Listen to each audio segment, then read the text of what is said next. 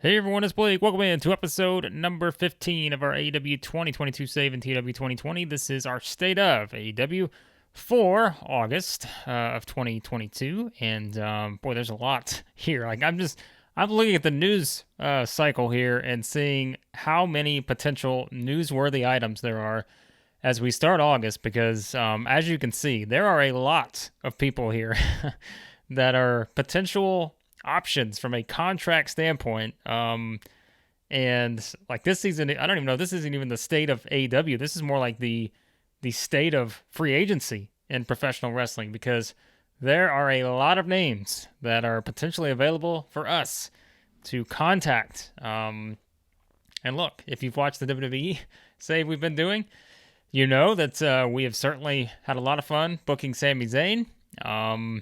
There are some other people we've had a lot of fun booking. Montez Ford as well. Someone else that's had a pretty big, series thus far in our WWE save. But there are so many people here. Biff Busick, Maria Kanellis, Juice. Do we sign Juice and pair him with Tony Storm, his lover? Kenny King, Matt Taven. There are a lot of people here. WWE extension rumor. Okay, so the Street Profits, the Street Profits themselves, both of their contracts are expiring. Do we add to our already stellar tag team division by signing the Street Profits? We just brought in King Coda, of course, the former Dakota Kai. She just joined our promotion. But my goodness, this is pretty incredible to see how many people are available. So, I don't know. We'll see. Again, I don't want to... I know there's criticism of Tony Khan just signing anyone coming out of WWE, but Sami Zayn and the Street Profits, that's a very appealing group. Although I don't know if we will outbid WWE for them, but it is very interesting here to look at this, and we haven't even got into the state of AEW yet. This is pretty remarkable. All right, let's look at our mail real quick before we dive in. So Scorpio Sky's contracts, and by the way, Bear Bronson, we just deleted that one accidentally, but. Scorpio Sky, so we need to keep that in there to re-sign him. And Helico's back. Of course, we all saw Kenny Omega made his triumphant return at Fyter Fest. So that is worth noting. But I can't get over looking at this situation here from a free agency standpoint, all the options we have to work with. So, man, let's see. Paige, body positivity. All right. Good for her. So she's got a lot of supporters online. Man, there's so much stuff here. Like, I don't even know what else is in here. Mike Bennett, so his contract's expiring. A pretty wild scenario here that's playing out. So we'll look at that later. But first, let's look at where we're at with AEW. We were at 66s here for the most part in the USA, 68 in the Southeast. If we look at our progress, as you can see, made quite a jump. So we are moving in the right direction. As I've said, any of our shows that really do, above the mid-60s will usually grow our popularity, and all of our shows are exceeding that at this point. So we're doing a good job there on that. So if we look at our size, that's where things stand. If we look at the company wars, if we want to look at WWE real quick and see how they've continued to progress, let's see where they're at. So they're losing popularity. I don't want to say rapidly, but they're losing popularity down to 73 here. We're up to 66, 68 in some areas, so we are gaining ground on the worldwide leader in wrestling. So that's worth noting.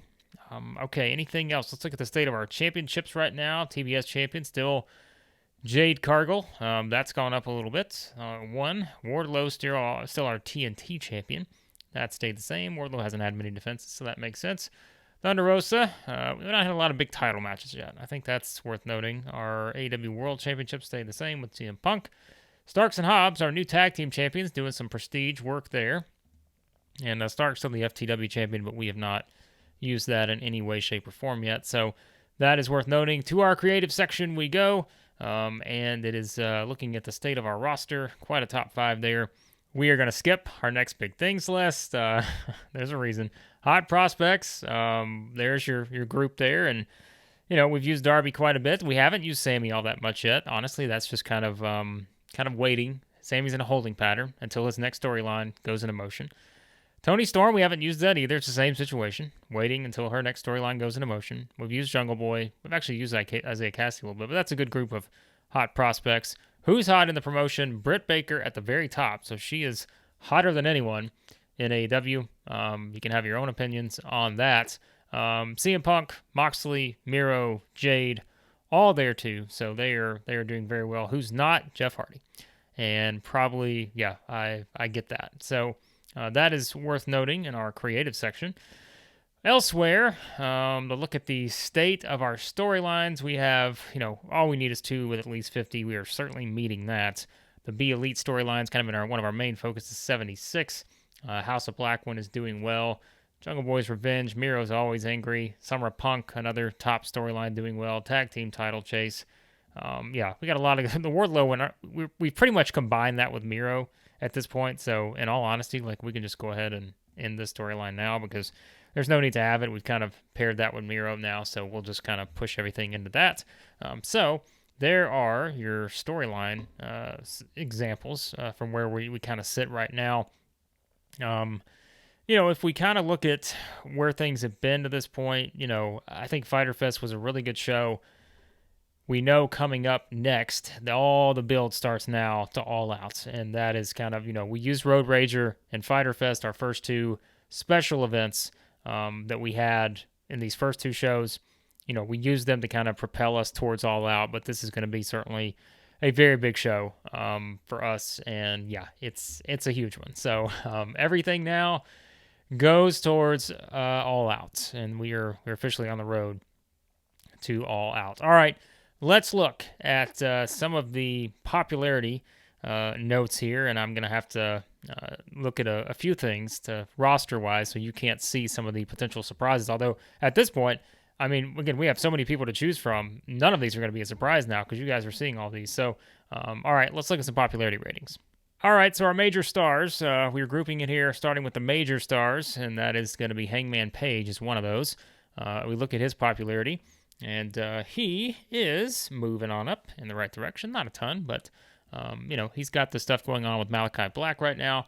Bryan Danielson has had a lot going on, as we know, in his storyline with the Elite, and that's going to move up a little bit to 82, so a nice month for Bryan Danielson. Jericho has not really done a ton yet, but there will be a development with Jericho coming soon. 78, Punk, who has just been my goodness, look at this for Punk, which I know some people. This is where I get it. We can kind of pick at some of the ratings, and maybe they're a bit too high. I mean, my goodness, Punk's almost nearly perfect, as high as popularity as you can be in the Great Lakes, which that's something. But hey, he's very over, so we're not going to ignore that. Moxley, we look here at John Moxley, 79, so he's going up too in the right direction. He was loaned to Impact recently. I don't remember if he actually wrestled a match there, but we'll have to look at that. Sting, it's Sting.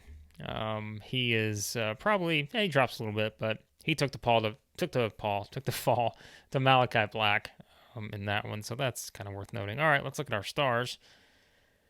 And I always have to look through this to make sure I'm not revealing any secrets here.